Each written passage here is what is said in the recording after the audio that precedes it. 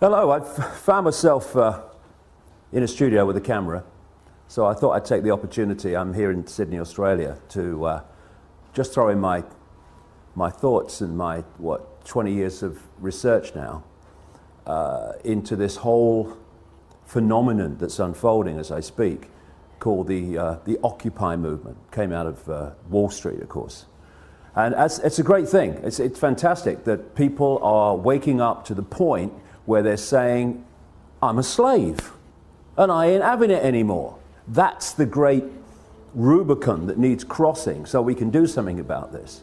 The reason I'm just going to put this information out, people make of it what they will, is there's another agenda going on here too. And if the genuine response to this grotesque enslavement of humanity in terms of finance and in terms of so many other things is going to be challenged effectively, then people need to get streetwise to what this other agenda is. And also the fundamentals of what we're dealing with. So I'm going to take it in stages. First of all, the fundamentals of what we're dealing with. If anything is going to happen that's going to change this tyranny of global banking and global finance, then first of all, the way that money is created, or what passes for money is created, has to fundamentally change. If this doesn't change, nothing's going to change, because the power doesn't move. There's no change in the power dynamic of money creation, because people don't realize this in vast numbers, that when you ask the question, how is money created, where does money come from, people have this kind of feeling, well, it's the government's in it. No. Overwhelmingly, massively overwhelmingly, it is not the government. It is private banks, which, if you do the research, owned by the same people under different names, the same network under different names. Private banks are creating what we call money out of fresh, bloody air, and then charging us interest on it. And it works like this.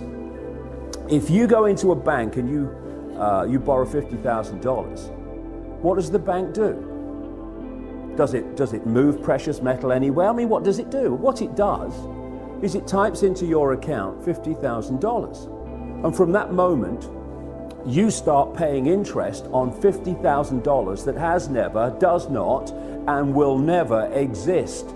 Fresh air, theoretical money called credit.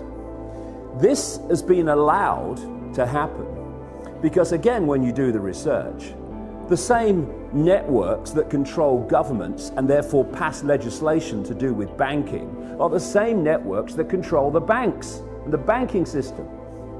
Therefore, laws have been passed called fractional reserve lending that allow banks to lend at least, and my goodness, it's at least 10 times what they have on deposit. So when you put $1 in a bank, that bank can now lend 9/10 that it does not have. Fresh air, figures on a screen. Not only that, you borrow $50,000 from a bank. What does it do? It types into your account $50,000. Okay, now you're paying interest on it. But you take $10,000 and you say, I'm going to buy that car, and you give $10,000 to the guy who owns the car to buy the car off him. Now the guy who's received your $10,000 that was created out of nothing in the original $50,000 now goes and deposits the 10 grand in his own bank. Now that bank can lend 10 times the 10 grand that was created out of nothing in the first place. This is what's going on. And then if you follow one loan, $50,000 or whatever, you follow that through the banking system, and that one loan allows the banking system as a whole to create phenomenal amounts of non-existent money we call credit from that original non-existent credit loan. This is how the banking system, ladies and gentlemen, have taken the world over. Why wouldn't it when they can do that? And there's another little scam here. All written in on purpose, cold, calculated. When you go into a bank and you borrow $50,000, the bank creates, even in this theoretical, ludicrous way, $50,000. But you're not paying back $50,000, you're paying back $50,000 plus interest. The interest is never created, even as credit, which means a simple fact. At any point in time, coldly calculated, designed to be, there is never anything like enough units of exchange, money, in circulation to pay back all the principal on the debt and all the interest on the outstanding debt. Therefore, people losing their homes, losing their businesses, losing goodness knows what else that they've worked for, is built into the system. Now, when you have a boom and there's an expansion of this non-existent, ludicrous money called credit, then Peter Pays Paul hides to a large extent the fact that we're in this situation where the outstanding debt cannot be paid back or even nearly paid back plus interest because there isn't the units exchange to do it. But when you go into a recession or a depression and there is a contraction of those ludicrous units of exchange in circulation, then it becomes blatantly obvious that there's not enough units of exchange to pay back all the interest on the debt and all the principal. And that's why you get this explosion, which we've got now, of people losing their homes, losing their businesses, losing their land, their farms, etc. And all these tent cities that are appearing around the world. And so we have a system where the private banks, in the end controlled by the same network, not least around the house of Rothschild and others, the Rockefellers too, in America, have been given this level of power to create money and dictate completely, beyond governments, global finance. And that's why they're able to create booms and busts at will. That's why when they want to create a bust and a depression, which they have now, what do? They refuse to issue the same amounts of ludicrous credit units of exchange. And what do we call it? Oh, the banks have got a credit crunch. A credit crunch, what's that? It's suppressing the amount of money in circulation, so by definition creating this situation we're in. The whole money system has been designed from its creation to be a system of human enslavement and human control and human suppression. So first of all, any occupying protests around the world on the agenda has to be the end of private banks being able to create money out of fresh air on a computer screen and charge interest on it. Now here's a question. Why are governments, they're the government after all, don't they make the laws? I heard somewhere they did. Why are they not creating their own currency interest-free and circulating it interest-free? Therefore, it does the job it's supposed to do, which is to be a unit of exchange to overcome the limitations of barter. Why? I've said it already. Because the same networks that control the banks control the governments. And so the governments do not pass legislation saying, well, what are we borrowing fresh air money from the banks for, plus interest, and making the people have to pay in taxation all that stuff back? All we've got to do is create our own money interest-free, because you see, at the moment, the very unit of exchange which allows economic activity to happen is created at the very start as a debt by people borrowing money from banks called credit.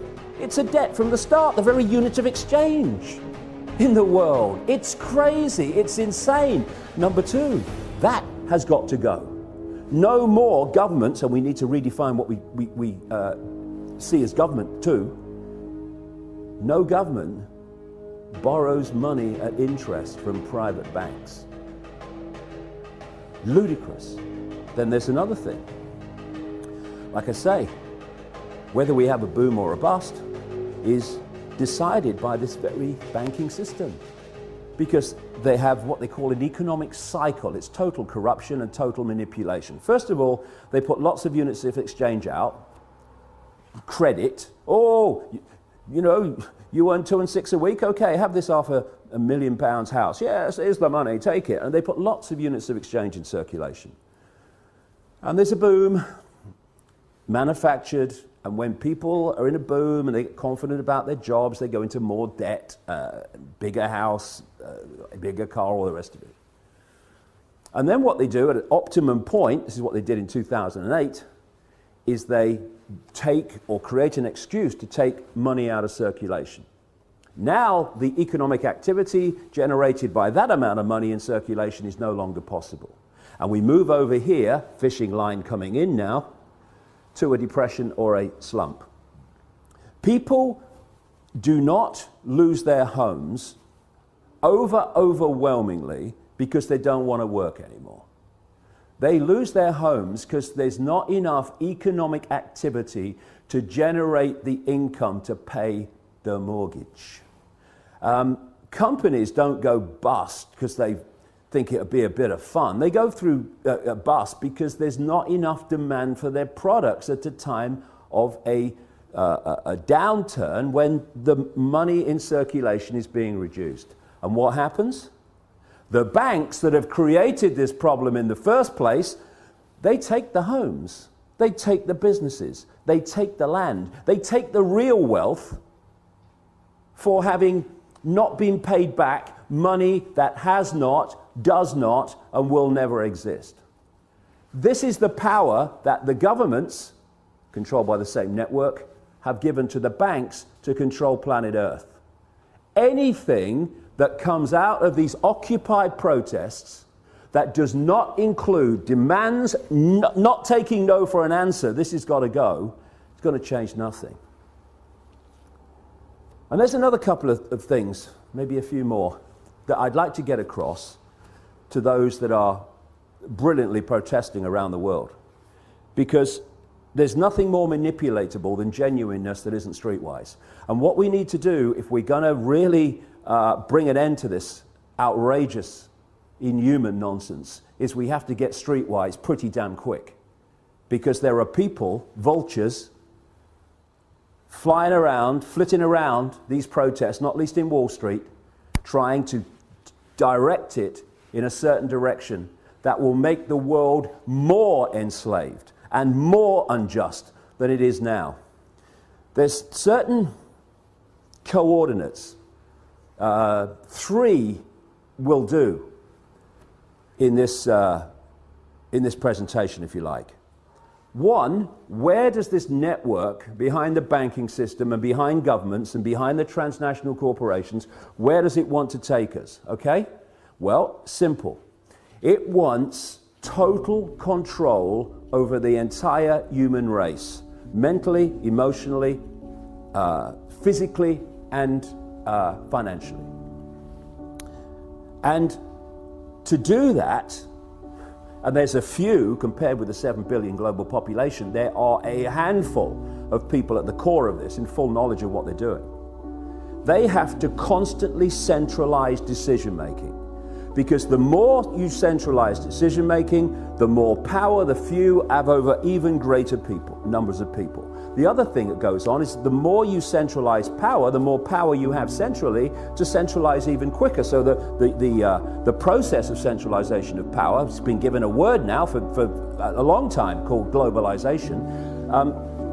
This can move quicker and quicker and quicker through this process of centralized power, more power to centralize even quicker. What they want to create, I've been writing about this now for nearly 20 years, is they want a world government that would dictate all laws, apart from a few local things, all the major laws will be dictated by this world government, just as the European Union dictatorship now dictates something like 75% of the laws that are passed in Britain. They want a world government then that would dictate to everybody on the planet. They want a world central bank that would dictate all global finance to every what is now countries, though they want to break them up into regions. They want a world army to impose the will of the world government on anyone that doesn't want to accept it. That's what NATO is now. You know, when they're justifying bombing whole cities of civilians on the pretext of protecting civilians, and they say the world community has decided, and we have G8, and the international, that's code for world government. And when they then say, we're going to bring NATO in because the world community has decided, no, actually, America, Britain, France, and one or two others have bloody decided, and Israel. They are talking about NATO as a world army. The idea of this structure, where they want to take us, is to have a world government that says, these people, or this group, or this, what is now a country, is not accepting our diktats, send the boys in. And that's what we've seen in Libya. That's what they're trying to bring in Syria. That's what we're seeing increasingly around the world. The international community has decided, send the boys in. NATO, de facto world army. International community, G8, de facto world government. We're seeing it being moved into place. They want a world single electronic currency that would replace all other currencies. No more cash. So now you go into a shop or something, you hand over electronic money, a credit card. The computer says, no, won't accept your card. You least now, still, although it's going out of circulation at an extraordinary rate, you can still say, okay, I'll pay cash. What about when there's no cash and that computer says no to your credit card or your microchip as it's designed to be eventually? That's deciding if you purchase or not. It's all about control. And so they want this world currency, and that's what we're seeing in Europe now. People say, oh, the euro's not working. Look. No, it's not. And you know why? Because it's not supposed to work. It's just a stepping stone. You had all those currencies in Europe, in Italy, in France, all these different currencies. They wanted on the process of getting to this world currency to get rid of them. So they replaced them all, nearly all of them anyway, with the euro. Now all those currencies in one fell swoop gone. Now we're down to one in Europe, in most countries, the euro. So now what do?